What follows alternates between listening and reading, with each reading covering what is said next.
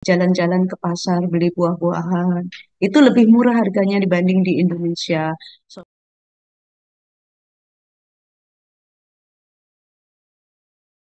Namaste Miredus, kembali lagi ke channel Thai Apps, channel belajar di India. Hari ini Thai Apps kedatangan guru ekonomi bernama Ibu Watini dari SMA 10 Samarinda yang baru saja study tour ke India. Jadi jangan lupa untuk like dan subscribe agar tidak ketinggalan video asik lainnya.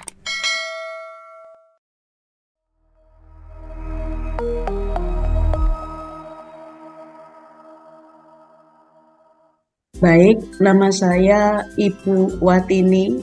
Saya guru ekonomi di SMA Negeri 10 Samarinda, Kalimantan Timur, Indonesia.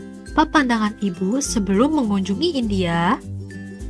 Kalau menurut saya sih, memang awalnya saya ragu ya mau pergi ke India karena banyak berita-berita yang seperti dibilang Mr. Raffi, tapi akhirnya saya jadi penasaran dan ingin tahu yang sebenarnya seperti apa gitu. Akhirnya saya ikut rombongan ke India.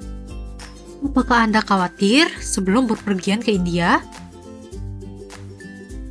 Ketika kami berangkat karena rombongan, ya nggak ada rasa khawatir. Kami enjoy aja dan ternyata ketika sampai di sana ya baik-baik saja. Setelah Anda mengunjungi India, apakah pandangan Anda berubah?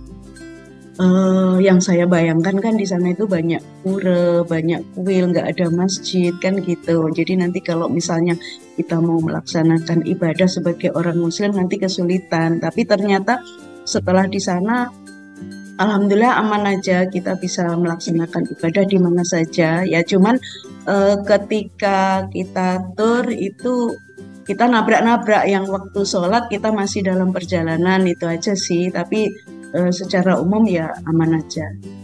Dapatkah Anda menggambarkan India dalam kata-kata sendiri? Di India orangnya ramah-ramah, santun, baik, kemudian kondisi lingkungan juga baik. Tapi kebetulan waktu itu musim dingin, ya, bahkan waktu pagi itu mencapai 6 derajat Celcius, jadi kita harus prepare untuk pakaian yang menyesuaikan waktu musim dingin. Tapi sebenarnya nggak ada masalah sih, enjoy aja. India negara miskin seperti yang dipertunjukkan di sosmed? Kalau menurut saya di India itu bukan negara miskin, secara ekonomi baik aja karena saya lihat dari tingkat konsumsi masyarakat, barang-barang yang diperjualbelikan di mana yang kita kunjungi itu menunjukkan bahwa tingkat pertumbuhan ekonomi itu cukup bagus di India. Apakah India negara kotor seperti yang ditunjukkan di sosmed? Kalau dibilang kotor enggak terlalu sih, ya cuman mungkin tingkat kebersihannya masih perlu ditingkatkan lagi. Tapi ya kurang lebih kayak di Jakarta gitu. Apakah India adalah negara yang aman? Di daerah-daerah yang kita kunjungi, aman saja, kita nggak pernah mendapatkan kesulitan atau hambatan, nggak ada masalah, aman aja. Bagaimana dengan toleransi beragama di India? Selama kita di sana, ketika kita melaksanakan ibadah, bahkan di rumah makan kita pernah melaksanakan sholat itu di rumah makan tersebut tuh aman aja, nggak ada masalah Mbak, baik-baik aja. Kayaknya toleransi agamanya bagus dan menurut informasi dari Mr. Raffi memang toleransi agama dari masyarakat India itu baik. Bahkan kami kan ini membawa mahasiswa yang dari Kudus, dari Indonesia yang kuliah di India. Mereka mendampingi kami juga. Itu informasi dia selama kuliah di India bisa melaksanakan ibadah dengan baik. Bagaimana dengan sistem transportasi di India? Menurut pengalaman saya selama di sana, untuk sistem transportasinya itu ternyata di sana lengkap. Jadi ada keretanya juga yang itu sampai malam ya. Untuk mahasiswa yang mau menuju ke kampus itu menurut anak-anak yang mahasiswa itu lebih hemat, lebih aman, itu naik kereta dengan biaya yang murah bisa sampai dengan lebih cepat gitu. Dan kami juga sudah merasakan itu dengan biaya yang sangat murah kita sampai ke tempat tujuan yang cukup jauh yang apabila di Indonesia itu mahal sekali biayanya. Apakah sistem kasta mempengaruhi interaksi sosial? Selama kami di sana nggak menemui sistem kasta yang ada. Jadi kayaknya semua masyarakat ya membaur begitu saja sih. Apakah Anda merasa senang dan nyaman berpergian ke India?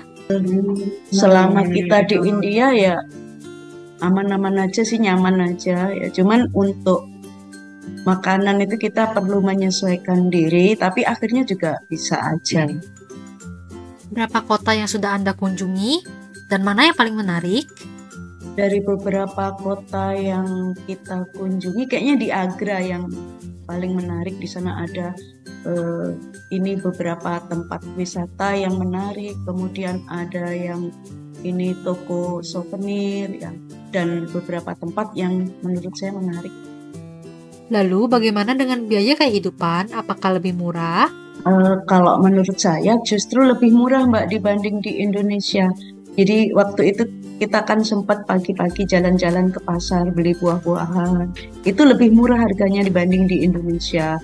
Souvenir-souvenir, kemudian kain, pakaian, dan makanan itu lebih murah dibanding di Indonesia. Lalu bagaimana dengan makanan halal? Apakah mudah ditemukan di India? Karena terkhusus di sana kan banyak yang vegetarian itu ya, jadi ya aman aja menurut kita. Apakah mudah untuk menjalankan ibadah? Nah, kalau menemukan masjid ini memang terus terang agak sulit ya. Kita menemukan waktu yang di saat terakhir di pasar yang mau pulang tuh di daerah mana tuh ya, itu ada masjid kecil gitu. Tapi kalau mau melaksanakan ibadah kita bisa di tempat mana saja. Kalau masjid memang tidak sebanyak yang di Indonesia. Apa pengalaman Anda yang sangat tidak terlupakan selama di India? Makan nasi biryani. Kemudian di sana itu kendaraan padat banget dan banyak klakson kendaraan di jalan yang padat tersebut.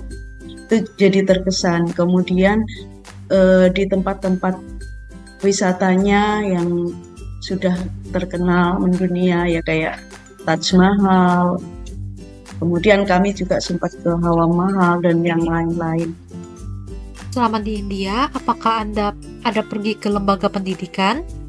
Iya benar. Jadi kita pertama ke sekolah Mon Abu, kemudian ketiga perguruan tinggi yaitu di Sarda University, Bennett University, sama ini Manav Ragna Institute. Bagaimana dengan fasilitas pendidikannya? Kebetulan sekolah-sekolah yang kami kunjungi itu semua fasilitasnya bagus, ya, lengkap, dan bahkan yang di Manav itu rumah sakitnya lengkap sekali untuk fakultas kedokteran. Apakah membutuhkan IELTS atau TOEFL? Karena di sana kan bilingual ya Mbak ya, jadi bahasa Inggris kan jadi yang nomor 2. Jadi kalau misalnya mau ke sana kayaknya ya sebaiknya begitu. Pelajarannya lebih banyak praktik atau teori? Di sana kami sempat observasi ke kelas, jadi sama juga seperti di Indonesia. Anak-anak setelah disajikan materi gitu, kemudian ada langsung prakteknya. Jadi antara teori dengan prakteknya itu seimbang. Jadi lebih memang ke student center itu di sana. Ya kurang lebih sama dengan di Indonesia. Apa yang Anda tahu soal biaya kuliah? Kalau yang saya dapat informasi dari Mr. Raffi sama dari Mas Ahyar yang anak putus kuliah di sana, itu dapat beasiswa 50% dari kampus.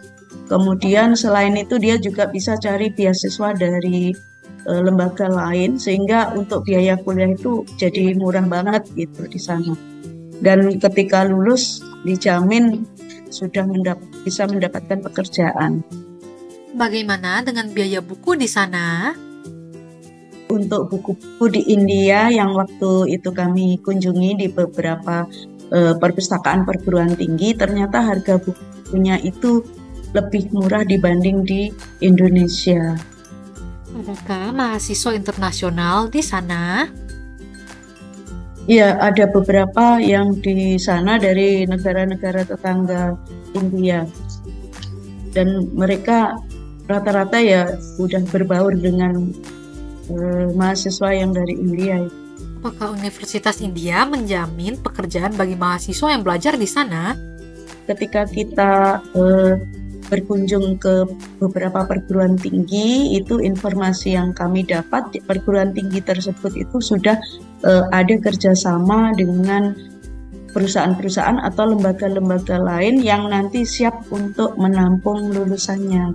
Apa pengalaman Anda yang paling tidak terlupakan selama di institusi India? Di Fakultas Kedokteran yang di Manaf itu, ya. Jadi lengkap banget di situ, dan biaya untuk berobat rumah sakitnya itu murah, jauh lebih murah dibanding di Indonesia. Sama mahasiswanya sama siswanya itu motivasi belajarnya sangat tinggi, dan ketika mereka itu menyelesaikan sebuah proyek, mereka memang betul-betul menguasai proyek yang mereka buat sehingga bisa mempresentasikannya dengan sangat baik. Apakah Anda merekomendasikan India sebagai tujuan bagi mahasiswa dan orang tua? Nah, kalau untuk itu kan memang sekolah kami itu selain lulusannya kuliah di dalam negeri, ke perguruan tinggi di dalam negeri, memang ada beberapa yang kuliah di luar negeri, Mbak. Jadi kalau masalah mereka yang mau kuliah ke luar negeri itu ya kita serahkan ke anaknya. Cuman kita udah ada sosialisasi dan memberikan gambaran. Kalau misalnya seperti informasi yang sudah saya dapatkan, misalnya di India itu bahwa 50% dari mahasiswanya itu dapat beasiswa dari perguruan tinggi di sana. Nah, itu kami informasikan, dan untuk selanjutnya biar anak-anak sendiri yang menentukan gitu. Jadi kita seperti membuka jalan saja gitu.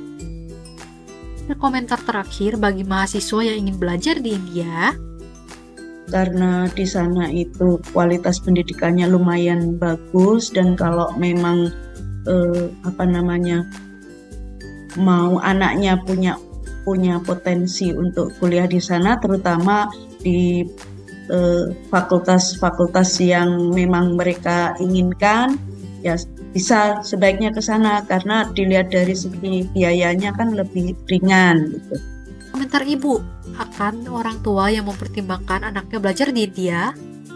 Jadi kalau menurut saya jangan takut untuk pergi ke India, karena tidak seperti yang di media sosial sepenuhnya ya. Jadi di India itu kotanya ya baik-baik saja, masyarakatnya ramah tamah, dan kita bisa banyak belajar dari India, dari cara mahasiswa-siswa belajar, bagaimana motivasi belajar mereka, kegigihan mereka, dari guru-guru memberi motivasi kepada peserta didiknya. Jadi untuk para orang tua, apabila putra-putrinya ingin menempuh pendidikan ke India, jangan dihalang-halangi. Bahkan di sana itu biaya pendidikan murah, dan jamin lulusannya itu bisa memperoleh pekerjaan dengan lebih mudah. Wah, terdengar seru banget ya study tour-nya. Terima kasih Ibu Watini dan SMA 10 Samarinda atas kesempatannya kali ini. Nah, gimana Meredo? Tertarik gak nih untuk berkuliah di India? Kalau tertarik, jangan lupa untuk like dan subscribe dan nyalakan notifikasinya agar tidak ketinggalan video asik lainnya. Kalbi Alfida, Nakena, Firmilengge.